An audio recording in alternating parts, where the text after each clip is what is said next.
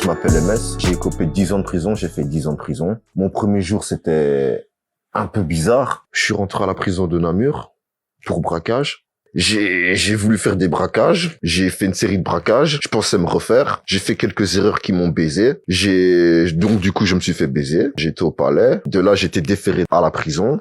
J'arrive dans la prison. Une odeur bizarre me montonnait déjà. Une odeur rennaise, ça pue comme jamais. Le couloir de la mort, c'est une dinguerie. On me met dans une cage à poules. J'entends des cris, que des tacs partout, des nique ta mère, la police, la justice, je vois que des blases, même des blases que je connais. Ça m'a mis un petit peu à l'aise, voir des blases que je connaissais.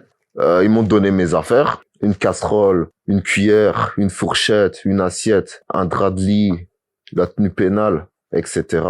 Ils m'ont trouvé une cellule au dernier étage. Je suis monté au dernier étage. Ils ont ouvert la cellule. Une odeur de fou encore. Un petit 9 mètres carrés avec un tout petit peu de lumière. Une fenêtre ça allait 1 mètre sur 50 centimètres. Tout en haut, tout au-dessus du lit. Il y avait deux types deux costauds comme ça. J'ai rien compris. Je me suis dit où je suis. À la base, je crois que ça allait être comme au States, où c'était des barreaux. On allait tous se voir l'un à côté de l'autre. Maintenant, c'est fermé, tout est reclus. C'est un couloir bizarre. Et à l'intérieur de la cellule, le SS déjà, il a fait quoi? Il m'a dit, tiens, voilà ta cellule. Il m'a même pas présenté aux deux types. Il a acheté mes affaires, il a fermé la porte. Voilà, je t'ai livré à moi-même. Avec deux types tout derche. J'ai rien compris du tout. Je fais, oh, c'est quoi ce bordel? À l'aise, les deux types, ils m'ont mis à l'aise. Ils m'ont demandé si j'avais besoin de quelque chose. Cigarette, fumée, tchak et tout. J'ai fumé une garo. Ils m'ont aidé à ranger mes affaires, à faire mon lit.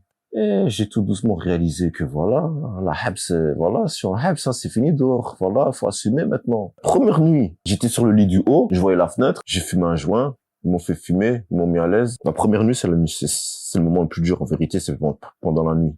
Où t'as plus rien à réfléchir, où toutes tes réflexions reviennent, tu réalises que t'es en prison. Il y a un poids qui vient. Ce jour-là, la première nuit, j'ai eu un poids.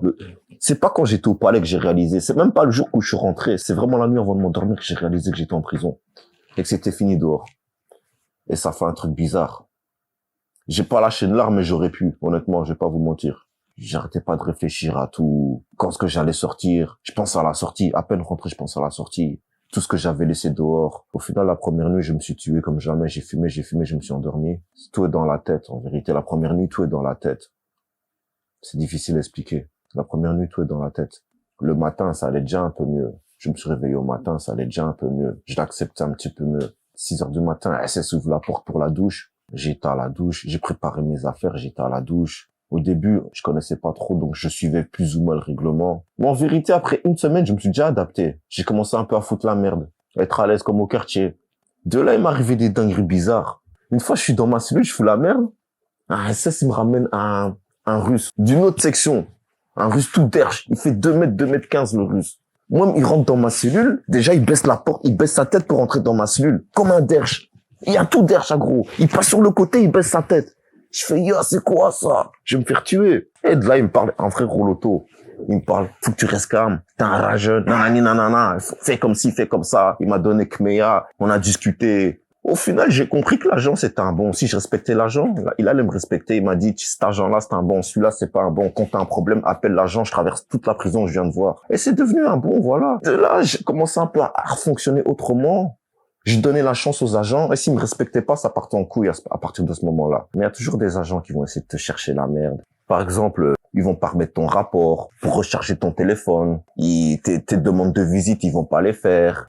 Ils vont venir te chercher tôt au matin pour la douche. Ils vont manquer des trucs dans tes cantines. Ils vont pas te laisser sonner. Ils vont faire souvent des fouilles. Ils vont faire des fouilles dans ta cellule. Après, le lendemain encore, ils vont faire des fouilles. Ils savent que ça dérange. Ils vont ouvrir ton pot de choco. Ils savent qu'il y a rien dedans, mais ils vont quand même ouvrir. Ils vont cracher dans ta soupe. Ils vont cracher dans tes cantines. Ils vont déchirer tes vêtements. Ils vont faire trop de trucs bizarres. Ils vont faire trop de trucs bizarres pour que tu pètes des plombs.